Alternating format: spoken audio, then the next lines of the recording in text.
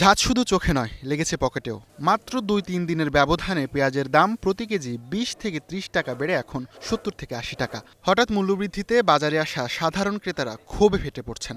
আমি নিয়ে গেলাম ২৪০-২৫০, আজকে সেই পেঁয়াজ চাচ্ছে মানে সর্বোচ্চ যেটা কালো নিকৃষ্ট ওইটা চাচ্ছে ৩৪০।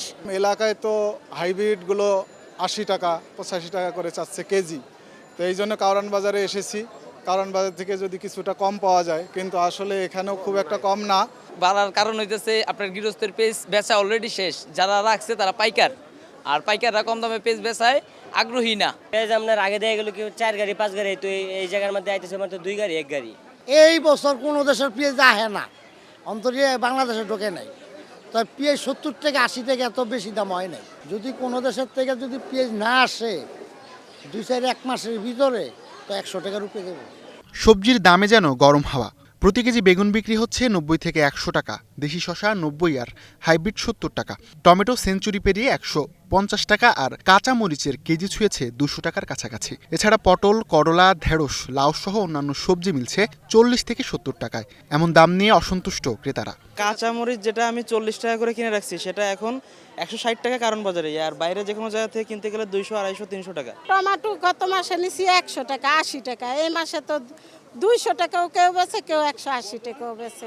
মধ্যবিত্তরা তো একটু চলতে পারে, যারা নিচ থেকে নিচে আছে এরা তো তরকারি ছাড়াই খায় মনে হয়। বাজার ঘাটের কোনো মালের কোনো আজগায় একদম, 1 ঘন্টা পরে আরেক দাম, এরপরের দিন আবার 20 টাকা কেজিতে বেড়ে যায়। এটা কেমন হইলো আমার বলেন? ভোক্তা অধিকার খালি ঘরে বসলে চলবে না, তাদের বাজার মনিটরিং করতে হবে।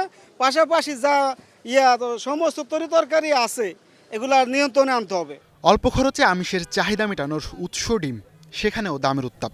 বাজার ঘুরে দেখা গেছে রাজধানীতে প্রতি ডজন ফার্মের ডিম বিক্রি হচ্ছে ১৩০ থেকে ৩৫ টাকায়, অথচ এক সপ্তাহ আগেও দাম ছিল ১২০ থেকে ১২৫ টাকা।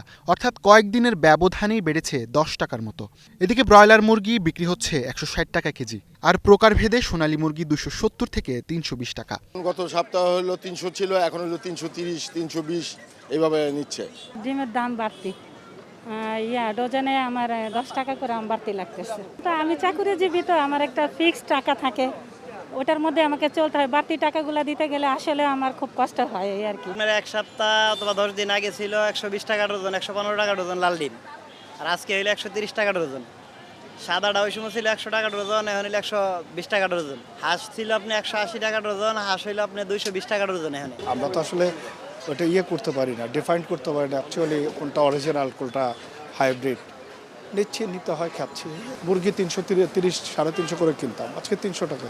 আর সোনালিটা আজকে আমরা ২০-৩০ টাকা, ৩২০ থেকে ৩০ টাকা বিক্রি করতেছি, আর হাইব্রিড যেটা সেটা ২৯০ থেকে ৩০০ টাকা বিক্রি করতেছি। আর ব্রয়লারের পরিস্থিতি স্বাভাবিক আছে, ব্রয়লার এখন ১৬০ টাকা বিক্রি করতেছে। সিন্ডিকেটের কারণে হচ্ছে অনেক সময় আমার দামটা কমানো বাড়তেছে ৫ টাকা ৬০ টাকা, কিন্তু আমার উৎপাদন বেশি আছে, কিন্তু ওই যে একটা ফ্লোর মধ্যে চলতেছে, সেটা আপনার দাম বাড়তেছে কিন্তু কমতেছে না। আবার যখন কমে তখন কমতেই থাকে। কাস্টমার তো কম পাইতেছি, দাম কমলে যেরকম যে চাহিদা থাকে ওই চাহিদা তো এখন পাইতেছে না।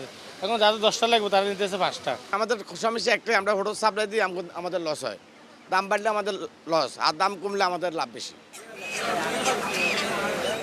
তদারকির অভাবে সবচেয়ে বেশি ভোগান্তিতে সাধারণ মানুষ।